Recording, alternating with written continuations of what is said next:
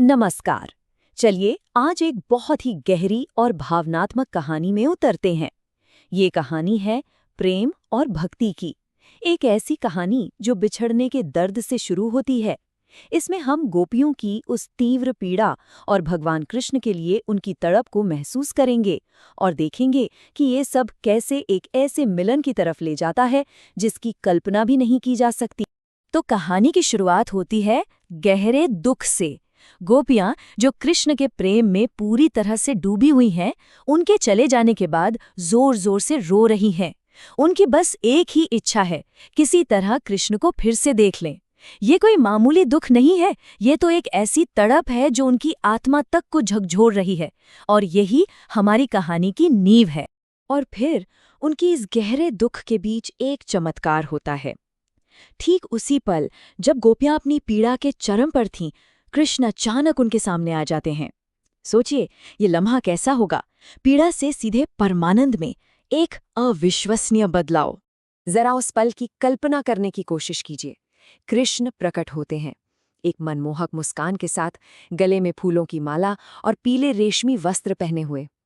उनका रूप इतना दिव्य और आकर्षक है कि कहा गया है कि वो प्रेम के देवता कामदेव के मन को भी भ्रमित कर सकता है।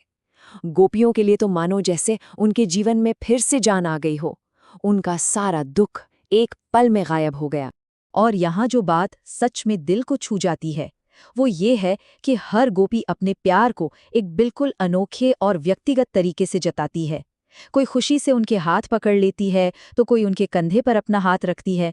एक गोपी तो प्यार भरे गुस्से से उन्हें घूरती है, होंठ चबाते हुए, जबकि दूसरी एक योगी की तरह आंखें बंद करके उन्हें अपने हृदय में बसा लेती है। ये दिखाता है कि कृष्ण के साथ हर एक का रिश्ता कितना गहरा और कितना निजी था। कृष्ण की मौजूदगी में बिछड़ने की वो सारी पीड़ा पूरी तरह से मिट गई थी। ये ठीक वैसा ही है जैसे किसी आध्यात्मिक रूप से जागे हुए इंसान की संगत में हमारे सारे दुख दर्द भूल जाते हैं ना। उनका दुख अब एक गहरी शांति और खुशी में बदल चुका था। लेकिन ये कहानी सिर्फ एक भावनात्मक पुनर्मिलन से कहीं ज्यादा है। अपनी उस अपार खुशी के बीच भी गोपियों के मन में एक गहरा दार्शनिक सवाल उठता है। वो प्रेम की असली प्रकृति को समझना चाहती हैं, और वो एक ऐसा सवाल पूछती हैं जो इस कहानी को एक कथा से एक गहरे ज्ञान में बदल देता है। वो पूछ रही हैं, प्रेम के पीछे की असल वजह क्या है? लोग अलग अलग तरीकों से प्यार का लेन देन क्यों करते हैं? ये एक ऐसा सवाल है जो हम सबके मन में कभी न कभी जरूर आता है। तो अब हम आते हैं कृष्ण के जवाब की ओर। वो प्रेम और स्नेह के पीछे की अलग अलग वजहों को एक एक करके समझाते हैं, और उनका जवाब दुनिया के रिश्तों की प्रकृति पर बहुत गहरी रोशनी डालता है। कृष्ण 3 तरह के लोगों के बारे में बताते हैं। पहले हैं स्वार्थी लोग, जो सिर्फ अपने फायदे के लिए प्यार दिखाते हैं।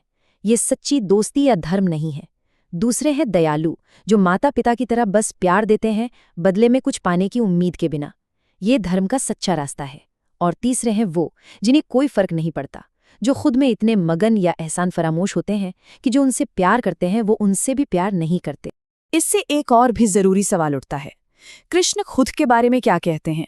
वो कभी कभी अपने भक्तों के प्रेम का तुरंत जवाब क्यों नहीं देते? उन्होंने गोपियों को इतना दुख क्यों सहने दिया? और यहीं हमें कृष्ण का गहरा तर्क मिलता है। वो बताते हैं कि वो तुरंत जवाब इसलिए नहीं देते ताकि उनके भक्तों का प्यार और भी गहरा हो सके और तीव्र हो सके। उनकी गैर मौजूदगी भक्तों को पूरी तरह से कृष्ण के विचारों में डुबो देती है। ठीक वैसे ही जैसे कोई गरीब आदमी अपनी एकमात्र दौलत खो दे और फिर किसी और चीज के बारे में सोच ही ना पाए। ये उनके बलिदान का सम्मान करने का भी एक तरीका है। और फिर हम इस विश्लेषण के सबसे भावनात्मक और दार्शनिक शिखर पर पहुंचते हैं। कृष्ण ये स्वीकार करते हैं कि गोपियों की निस्वार्थ और सच्ची सेवा का कर्ज वो ब्रह्मा के पूरे जीवन काल में भी नहीं चुका सकते। ये एक बहुत बड़ी बात है कि उनका शुद्ध बिना शर्त का प्यार एक ऐसा कर्ज बनाता है जिसे स्वयं भगवान भी नहीं चुका सकते। कृष्ण बात खत्म करते हुए कहते हैं कि उनके साथ गोपियों का बंधन पवित्र है, इसमें कोई खोट नहीं है। वो कहते हैं कि उनके अपने अच्छे कर्म ही उनका इनाम बने। दूसरे शब्दों में, जब भक्ति इतनी शुद्ध हो तो प्रेम करना ही अपने आप में सबसे बड़ा इनाम है। उसे किसी बाहरी चीज की जरूरत नहीं है। और ये कहानी हमें इस आखिरी सवाल के साथ छोड़ जाती है कि जब बिना किसी वापसी की उम्मीद के प्यार दिया जाता है तो क्या उसकी कीमत अनंत हो जाती है?